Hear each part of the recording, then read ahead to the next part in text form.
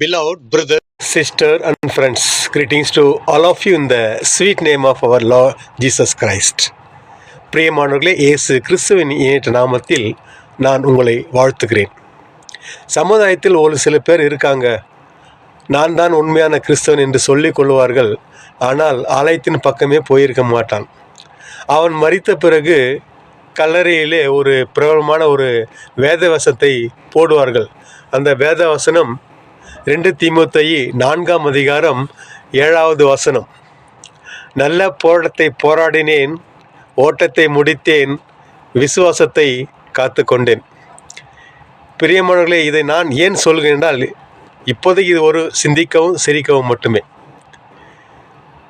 என் அன்பு தேவனுடைய பிள்ளைகளே, நாம் மரித்த பிறகு நித்திய ஜீவன், அதாவது தீவ கிரீடம் மற்றும் நீதியின் கிரீடம் நமக்கு வேண்டும் என்று சொன்னால், நம்முடைய வாழ்க்கையில் ஒரு சில காரியங்களை செய்தால் மட்டும் போதும். முதலாவது காரியம், ஆண்களும் பெண்களும் தனித்தனியாக வாழ்ந்து கொண்டிருந்த நம்மை இறைவன் அருளால், அவருடைய விருப்பத்தால், அவருடைய எண்ணத்தால் திருமணத்தில் கணவனும் மனைவியாக ஒன்றிணைக்கப்பட்டோம். அதற்காக நாம் அவருக்கு நன்றி செலுத்த வேண்டும், அவரை தொழுது கொள்ள வேண்டும்.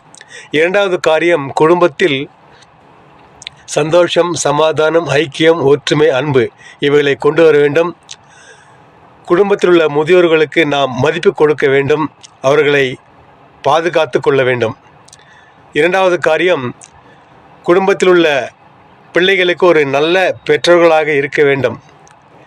பிள்ளைகளின் எதிர்காலம் நன்றாக இருக்க வேண்டும் என்று சொன்னால் அவர்களுக்கு ஒரு சிறந்த கல்வியை கொடுக்க வேண்டும். பிள்ளைகளை கர்த்தருக்கு பயந்து அவர் வழியில் நடந்து விசுவாசத்திலும் நம்பிக்கையிலும் உறுதியாக இருக்க நாம் அவர்களுக்கு உதவி செய்ய வேண்டும்.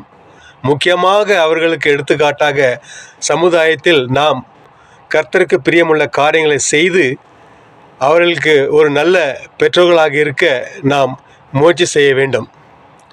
பிள்ளைகளை கூட கர்த்தருக்கு பயந்து அவர்களுடைய நடந்து நம்பிக்கையிலும் விசுவாசத்திலும் உதவியாக இருக்க நாம் பிள்ளைகளை வளர்க்க வேண்டும். முக்கியமாக நம்முடைய சமுதாயத்தில் நாமும் கர்த்தருக்கு பிரியமுள்ள காரியங்களை செய்து நான் ஒரு கிறிஸ்தவன் என்று சொல்லிக்கொள்ள வேண்டும். ஏனென்றால் இந்த கீடங்களை நாம் பெற்றுக்கொள்ள வேண்டும் என்று சொன்னால் வேதம் சொல்கிறது, let me read the word of God written by Saint Paul to 2 Timothy chapter 4 verses 8. From now on there is laid up for me the crown of righteousness, which the Lord, the righteous judge, will award to me on that day, and not only to me but to all who crave his appearing. 2 தீமோத்தேயு 4ஆம் அதிகாரம் 8வது வசனம். இது முதல் நீதியின் கிரீடம் எனக்காக வைக்கப்பட்டிருக்கிறது. நீதியுள்ள நியாயாதிபதியாக கர்த்தர் அந்நாளிலே அவர் எனக்கு தருவார். எனக்கு மாத்திரமல்ல, அவர் பிரசன்னமாக்குதலை விரும்பும் யாவருக்கும் அதை தந்துள்ளார். கிறிஸ்துவுக்குள் பிரியமானவர்களே, நம் இல்லத்திற்கும் உள்ளத்திற்கும் முக்கியமாக தேவைப்படுவது அன்பு மட்டுமே.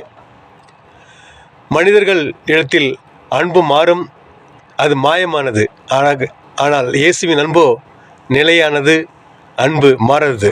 ஆகவே நமக்கு முக்கியமாக தேவைப்படுவது அன்பு ஒன்று மட்டுமே. அந்த அன்பை இயேசுவிடத்தில் நாம் பெற்றுக்கொள்ளும் பிள்ளைகளாக இருக்க முயற்சி செய்ய வேண்டும். மனிதர்கள் அன்பு மாறலாம், மறைவாக தீங்கு பேசலாம். மனிதர்கள் அன்பு மாறலாம், மறைவாக தீங்கு பேசலாம். அன்பை காண இதயமே அன்பின் தேவனை அழைந்து கொள். கல்வாரியின் மேட்டினில் கலங்கும் கர்த்தர் உண்டல்லோ. கவலை ஏன், கலக்கம் ஏன், கர்த்தர் இயேசு அழைக்கிறார். உன்னை எண்ணி உள்ளம் நொந்து அணைக்க இயேசு துடிக்கிறார். எங்களை நேசிக்க நல்ல ஆண்டவர், இந்த அருமையான வேலைக்காக உம்மை துதிக்கிறோம், ஸ்தோத்திரிக்கிறோம் சுவாமி. கடந்த வாரம் முழுவதும் எங்களுக்கு கண்மணி போல காப்பாற்றி வந்தீர். எங்களுடைய தேவைகளை சந்தித்தீர். எங்களுடைய விருப்பங்களையும் எண்ணங்களையும் வேண்டுதல்களையும் நீர் கேட்டு எங்களுக்கு அருள் புரிய வேண்டும் என்று எங்கள் கர்த்தரும் மீட்பரும் ஆகிய ஆண்டவர் இயேசு கிறிஸ்து மூலம் ஜெபிக்கிறோம் எங்கள் நல்ல பிதாவே. ஆமேன், ஆமேன். Thank you friends. See you in the next week. Till then, it is Arul from Bangalore. God bless you. Bye bye.